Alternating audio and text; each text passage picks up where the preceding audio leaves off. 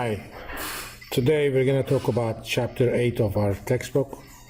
This is about management of exposure to foreign exchange rate fluctuations that are as a consequence of transactions in foreign exchange. In general, there are three kinds of exposure to foreign exchange. The first one is transaction exposure.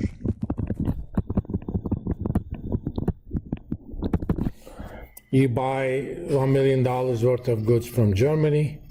You owe them euros. If the value of euro goes up, and typically these payments are made quite a bit after the deal is made. If the value of euro goes up, the equivalent number of dollars you owe in dollars, equivalent amount of money you owe in dollars will go up as well. That means you have exposure as a consequence of transaction. The second one, transaction exposure, is going to be handled in Chapter 8. The second one is economic exposure.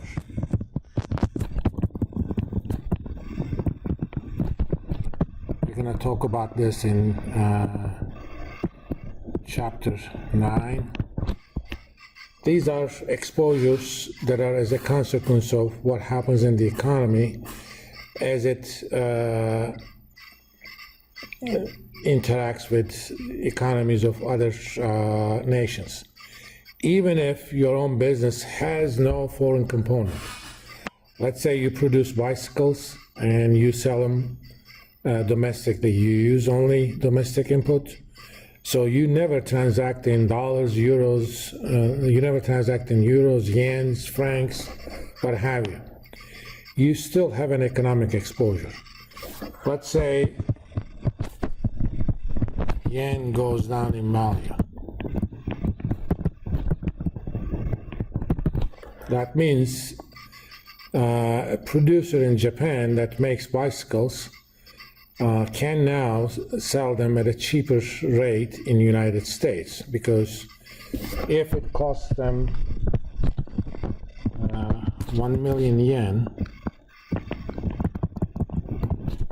that is about $10,000 these days. And if yen goes down in value, let's say originally dollar yen was 100. So let's say it goes up to 110.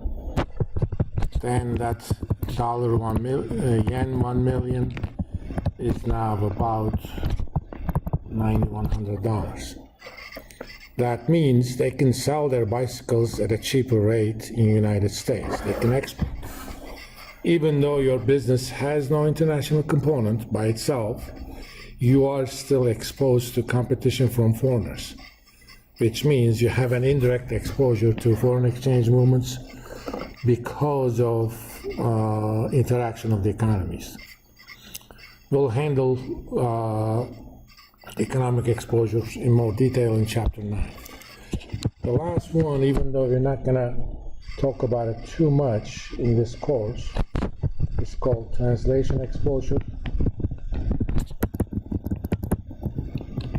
That is the topic of Chapter 10. This is an issue especially for multinational companies. As a rule,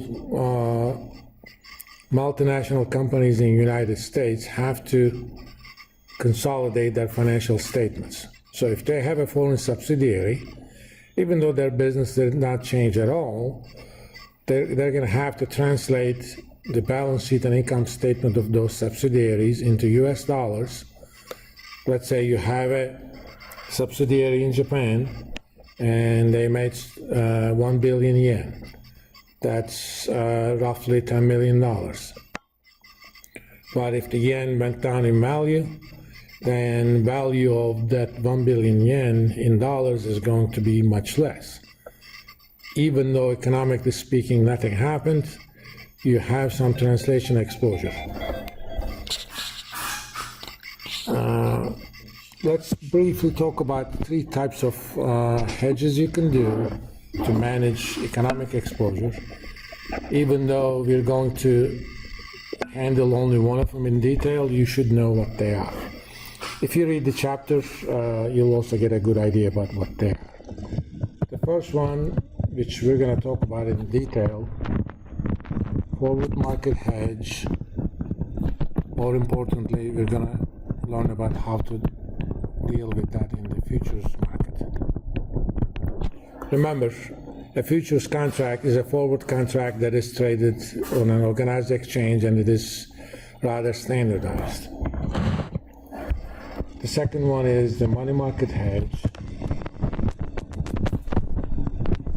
Functionally speaking, it does the same thing as the forward market hedge, but you do this by borrowing in one currency and depositing it in the other currency. In general, I would not recommend that you do money market hedge because future market hedges are much more efficient. But read about that in the book. And the third one is option market hedge or option hedge. These are hedging using options. At this level, of course, I'm not going to talk about it. Maybe if you have time at the end of the semester, I can show you a few things that you can do with option market hedges. These are especially important if you have contingent exposure, which I'm not going to talk about it for now. Now, before we go into details, know a few things. We're going to use major futures contracts or future contracts for major currencies. These are euro, yen, pound, Australian dollar,